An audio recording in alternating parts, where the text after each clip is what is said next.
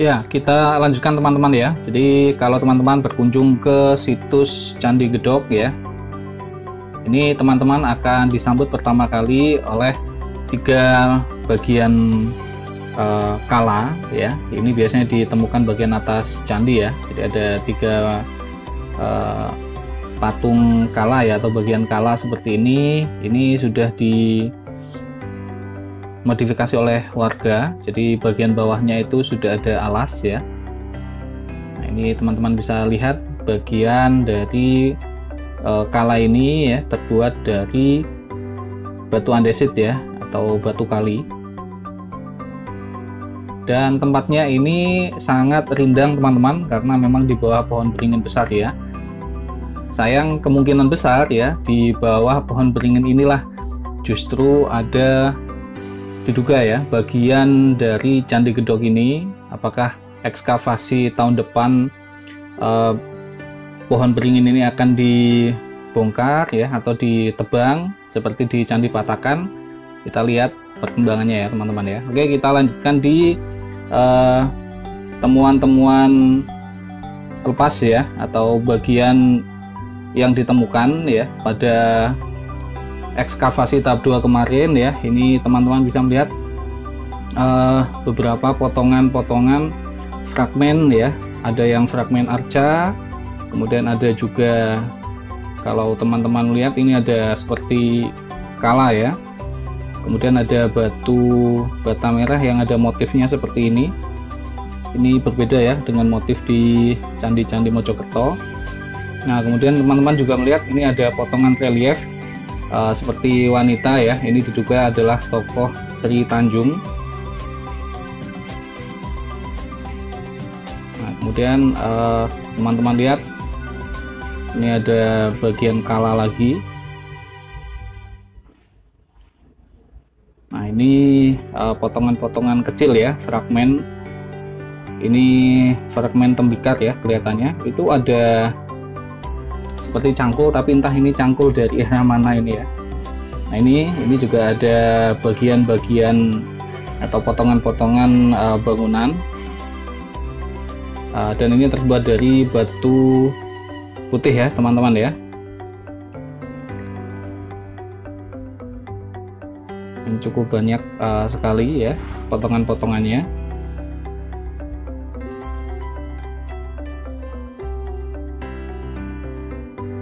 Ya, memang bagian pembangun ya pada Candi Gedog ini ya, bahan dasar material yang ditemukan itu memang antara lain batu bata merah, gerabah, batu andesit, dan juga batu kars ya, atau batu gamping ya. Nah, ini ya, ini kalau dilihat dari pecahannya, ini memang terkesan bekas pengrusakan. Entah pengrusakan di era kapan ya, ini nanti kita tunggu ya ekskavasi berikutnya. Ya, jadi kita flashback sebentar teman-teman. Jadi situs Gedog ya, atau Candi Gedog ini terletak di Kelurahan Gedog, Kecamatan Sananwetan, Kota Blitar, Jawa Timur ya. Nah, keberadaan situs ini diawali dengan penemuan arca oleh warga setempat ya di awal bulan September 2019 kemarin ya. Dan tidak lama berselang, kemudian dilakukanlah ekskavasi tahap pertama selama 5 hari oleh BPJB Jawa Timur ya pada situs ini. Nah, yang menarik teman-teman ya, keberadaan situs ini diduga kuat ya merupakan Candi Megah ya. Ini seperti yang tertulis pada buku ya, karya Thomas Raffles ya, dalam History of Java. Ini nanti saya coba masukkan ya potongan dari atau bagian dari halaman ya yang memuat tentang candi ini.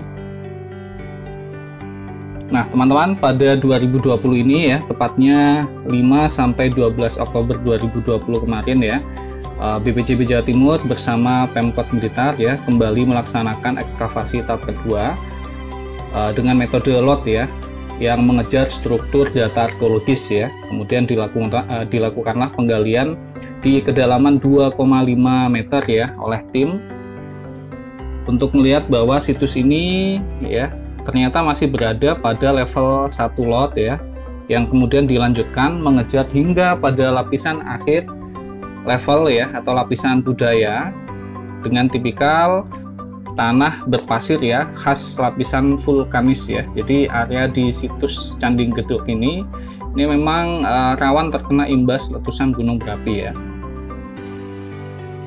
Nah, terbukti struktur bangunan di situs ini, kalau teman-teman lihat ya, itu banyak yang telah porak-poranda, dan bahkan material batu bata ya, banyak yang hilang ya, hanya tersisa di bagian dasar dari sebuah bangunan candi yang tinggi ya. Ini juga ada lingga, yoni ya, lingganya masih belum ketemu. Dan lingga ini bagian dasarnya sudah diberikan ya fondasi oleh warga ya.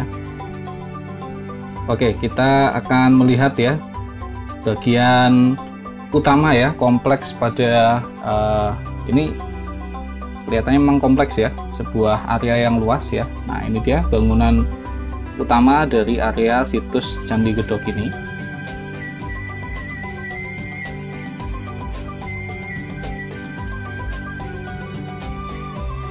Nah, kalau teman-teman melihat ya pada video saya sebelumnya ya, jadi di situ kan ada beberapa tembok ya, ternyata ya, bagian tembok ya yang cukup luas ya.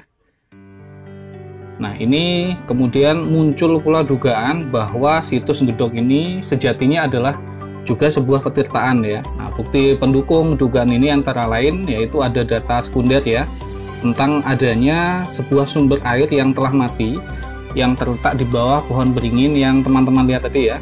Kemudian juga ada sebuah folklore ya, atau cerita rakyat tentang sosok Joko Pangon ya, yang pada masa kolonial Belanda ini dibunuh di sebuah kolam air yang berada di desa Gedog ini ya. Dan di tempat ini ya terjadinya peristiwa tersebut ya. Bukti lain mengenai dugaan bangunan petirtaan ini karena pada bentuk dimensi bangunan pada situs Gedog ini itu polanya adalah persegi panjang ya, yang umumnya ada pada sebuah petirtaan ya. Nah, ini teman-teman bisa melihat ini pagar luaran ya, di samping pagar pertama yang ada di dekat tulisan BPJB Jawa Timur tadi ya.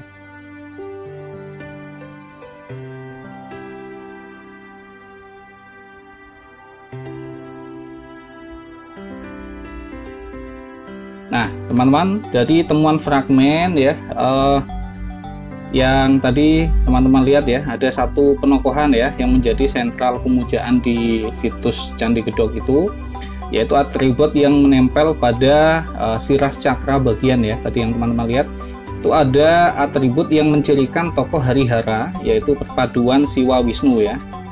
Karena kemungkinan candi ini dimulai pembangunan itu adalah pada masa Singasari ya, yang pada saat itu ya sudah ada sebuah sekte yang memuja Wisnu dan Siwa sekaligus ya.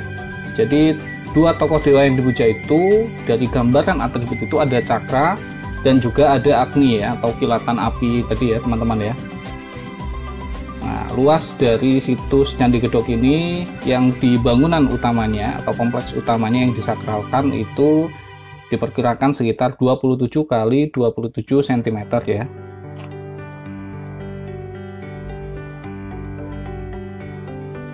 Nah, selanjutnya ya, BPJB Jawa Timur ya akan melakukan penggambaran secara detail hasil ekskavasi tahap kedua. Penggambaran itu untuk merekonstruksi bentuk bangunan berdasarkan data yang ditemukan saat ekskavasi.